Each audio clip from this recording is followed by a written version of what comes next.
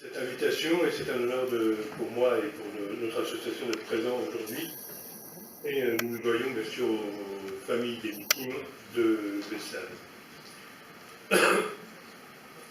Qui mieux que nous pour comprendre la douleur des familles de cette tragédie, ces actes barbares n'ont plus de frontières.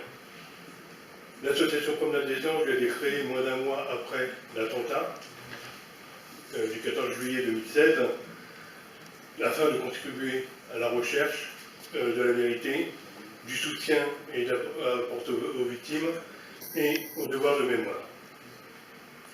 Notre association a eu quelques petits soucis depuis son départ et nous avons créé un nouveau bureau depuis le mois de février.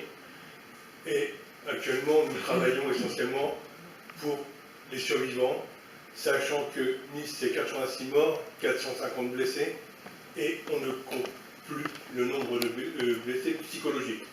Actuellement, sur l'hôpital Lanval, l'hôpital pour enfants, nous en sommes à plus de 3000 visites d'enfants en pédopsychiatrie. Il y en a dans toute la France, puisque j'en ai encore eu cet été, en plus des personnes qui ne sont toujours pas suivies, puisque psychologiquement, ils ne s'estiment pas victimes de l'attentat.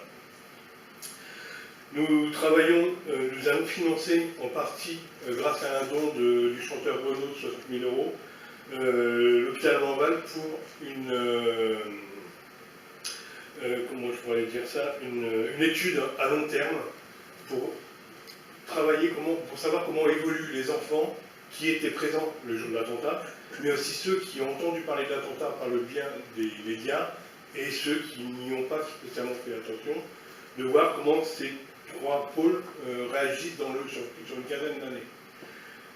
Sachant qu'au niveau psychologique, nous avons, en plus des problèmes psychologiques, nous avons des enfants qui développent des problèmes physiques.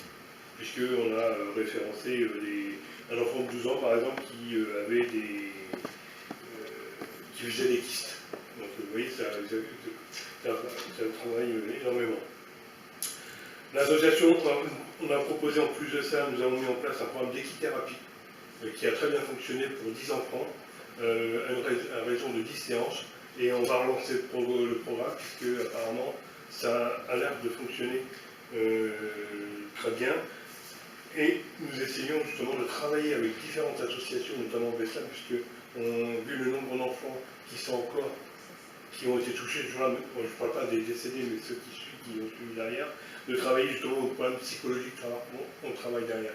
Et comme je dis, l'avenir c'est les enfants, il faut travailler absolument sur le problème psychologique avec eux. Voilà. Merci M. Valévien de nous avoir invité et d'avoir été présent à Nice aussi. Merci à vous.